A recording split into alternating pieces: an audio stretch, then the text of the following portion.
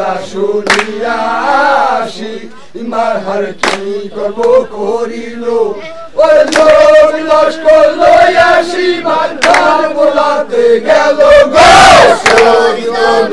বড় মুশকিলে পড়িয়া ডাকি না পাইলাম কি না।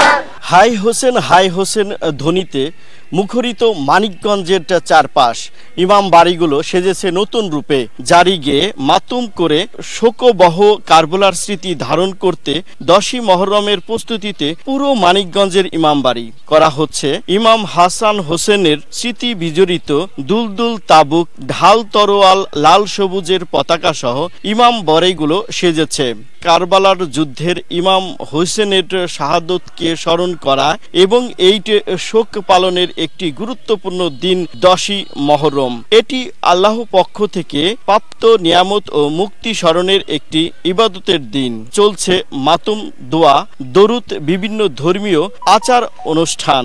আগামীকাল তাজিয়া মিছিলকে কেন্দ্র করে সকল প্রস্তুতি সম্পূর্ণ।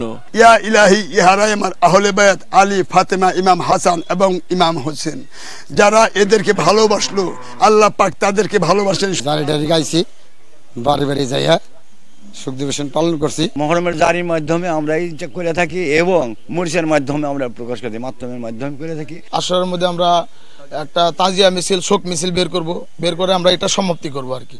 আমরা নবী রাসূলের যে এইটা আহলে বায়াতের যে একটা নসিহত, আমরা ওই নসিহতের কারণেই করতেছি। মিছিলের জন্য উপাদানগুলো পরিষ্কার পরিচ্ছন্ন করতে ব্যস্ত সময় পার করছেন ইমাম ভক্তরা।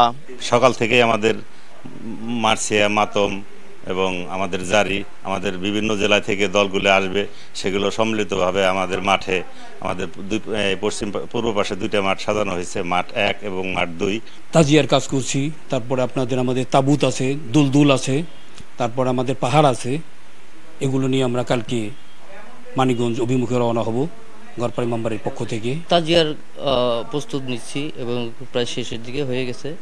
আর তাবুত আছে, দুলদুল আছে, এইগুলো আমরা মিছিলে নেওয়ার জন্য প্রস্তুতি নিচ্ছি। আমাদের বড় তাজিয়া, ছোট তাজিয়া, আমাদের আসন, আমাদের তাবুত, আমাদের পবিত্র দুলদুল, সমস্ত কিছুকে আমরা প্রস্তুতি নিচ্ছি এবং সেটা প্রায় শেষ পর্যায়ে আছে। সবচেয়ে মর্মস্পর্শী নিদারুণ ঘটনা কারবালা ইমাম হোসেন আলাইহিস সালামের শহীদের মাধ্যমে যেটা হয়েছে, এর চেয়ে কঠিন কষ্টের কোনো ঘটনা ঘটেনি।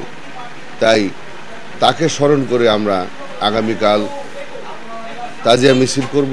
তাজিয়া মিছিলকে কেন্দ্র করে সকল প্রস্তুতি সম্পূর্ণ হয়েছে বলে জানিয়েছেন গড়পাড়া ইমাম বাড়ির বড় ইমাম।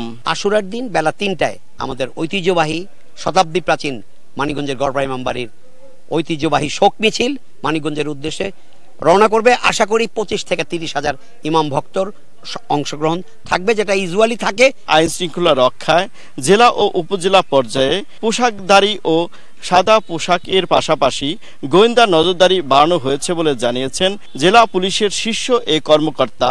20,000-এর বেশি লোকের একটি মিছিল কিন্তু এখান থেকে যাত্রা করবে, সাথে উৎসুক আরো প্রায় সমপরিমাণ সংখ্যা মনে হয় থাকবে। যেহেতু এটা একটা হিউজ গ্যাদারিং, এটা ট্যাকেল দেওয়ার জন্য আমরা সাদা পোশাকে পুলিশ রাখবো এবং আমাদের পোশাকি পুলিশ থাকবে এবং ট্রাফিক ব্যবস্থাপনায় আমরা পুলিশ রাখবো। এছাড়াও পাশাপাশি আমাদের ডিবি পুলিশও কিন্তু কাজ করবে। জেলা পুলিশের তথ্য মতে মানিকগঞ্জ জেলায় 25টি ইমাম বাড়ি রয়েছে, আর 25টি ইমাম বাড়ির মধ্যে সবচাইতে বড় ইমাম বাড়ি রয়েছে গড়পাড়ায়। আর এখান থেকে কমপক্ষে 25,000 ভক্তবৃন্দ নিয়ে এই তাজিয়া মিছিল বের হবে আগামীকাল।